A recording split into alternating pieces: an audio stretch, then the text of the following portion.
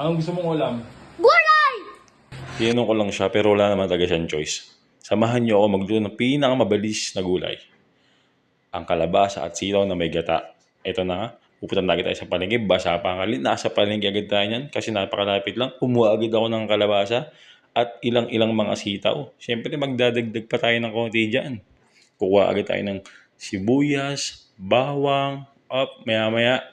Bibigay na po ni Kuya ang aking pinamili at ang aking sukli. Maglalakad pabalik. Ilang hakbang nasa bahay agad tayo niyan. Pupong! Maghihiwa tayo syempre ng kalabasa. Dahan-dahan lang pero mabilis yan. Mabilis yan. Isa, dalawa, pupong. Diba? Napakaganda ng kalabasa ni Kuya. Hiwa na rin agad syempre ang bawang niyan tsaka sibuyas. Napakabilis nga eh.